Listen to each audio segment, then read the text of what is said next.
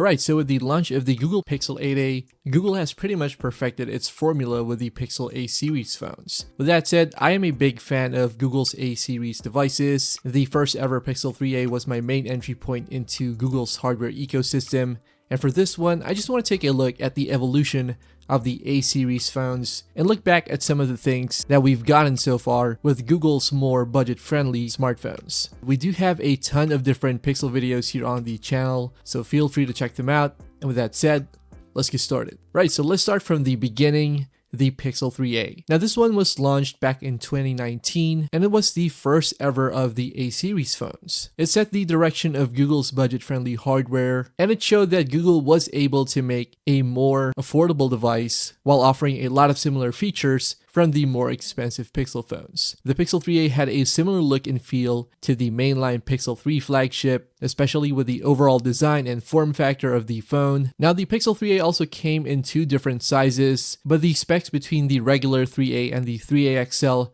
remained mostly the same. With that said though, there were some hardware compromises, such as the use of a plastic shell for the phone and a lower tier Snapdragon 670 chipset. But with that said though, the Pixel 3a still remained impressive thanks to the terrific camera performance as well as the software support from Google, so it got regular software updates and a handful of major Android version upgrades. And yeah, as far as Pixel phones go, I wouldn't be surprised if this was the first Pixel for a lot of people, and it really gave me a taste of what it was like to use a purely Google designed phone. Now the year after that, Google followed up with the Pixel 4a, which introduced some newer stuff to the Pixel A series line. It was the first Pixel A model with a full screen display as well as a hole punch camera design, and it did modernize the look of the A series compared to the other phones that we were seeing from other manufacturers at the time. Of course, Google stuck a better chip inside. I think for this one we got a Snapdragon 700 series chip, and we finally had 6 gigs of RAM inside. And yeah, the compact form factor was a really nice thing to have. You had a full screen device that was relatively pocket friendly and was ideal for one-handed use. And overall, I think that the Pixel 4a was a pretty great refinement over the tone that was set by the Pixel 3a. And in addition to the regular Pixel 4a, Google also released the Pixel 4a 5G and the Pixel 5a 5G. Now you might be wondering why I'm placing these two devices into one entry, as there weren't a lot of differences between the 4a 5G as well as the 5a 5G, except of course the screen size, the metallic finish on the 5a, as well as the larger battery capacity. But with that said, the Pixel 4a 5G and the 5a came with the same chipset, the same storage options, and the same RAM configurations. But of course, with these two phones, the A series finally got a dual camera setup, so Google finally integrated an ultra-wide camera into the Pixel A series, which was a pretty nice upgrade, especially considering that camera performance was one of the highlights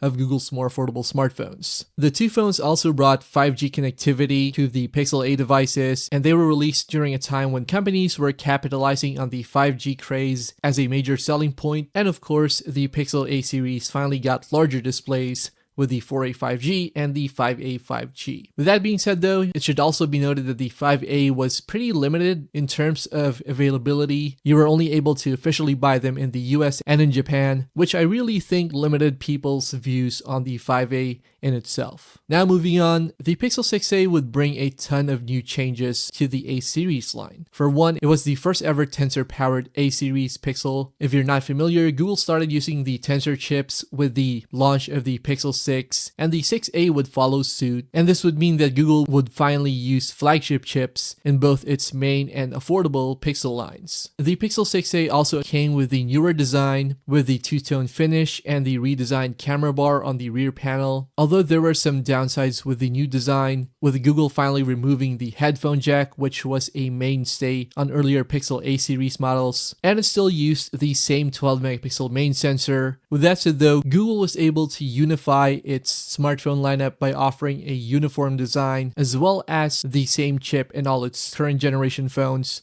starting with the 6A, and we would see this transition over to the Pixel 7a, which was launched in 2023, 4 years after the launch of the very first Pixel 3a. We get some design changes, especially with the newer all-metal camera bar on the rear panel, and Google finally gave us some hardware upgrades in the form of the high-resolution 64 megapixel main camera, which was a much welcome upgrade over the 12 megapixel sensor on the 6a, the 5a, and older. And finally, we got a 90Hz display, which finally allowed for smoother animations on screen and made using the device a lot more fluid in day-to-day use. And the Pixel 7a also came with wireless charging, although it was pretty slow, so I'm thinking not many people actually use the wireless charging on here, but nevertheless, it was a nice feature to have. And overall, the Pixel 7a was pretty close to the regular Pixel 7 flagship model, at least in terms of specs. It was also a lot more expensive at $500, which at this point was probably the highest priced Pixel A series model, at least up until that point. But again, it came with 90% of the features on the regular Pixel 7 flagship, and for people who didn't have that much money to spend on the more expensive phone at the time,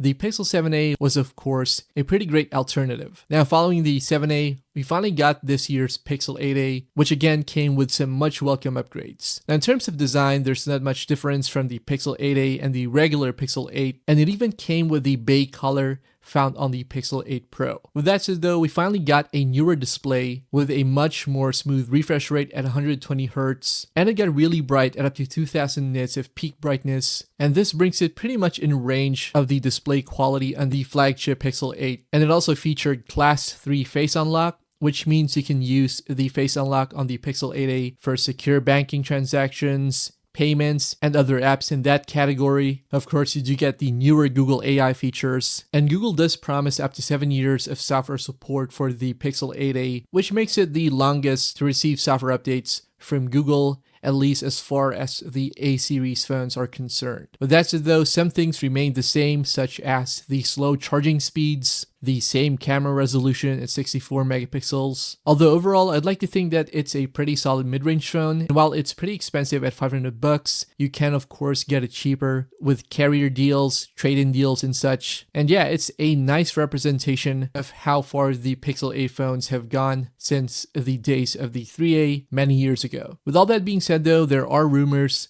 that this might be the last ever A series phone from Google. So if this ever turns out to be true, then I like to think that Google has done a pretty good job with the A series phones overall. Of course, they're not perfect, but in the context of Google's hardware ecosystem, they're pretty darn good at what they do.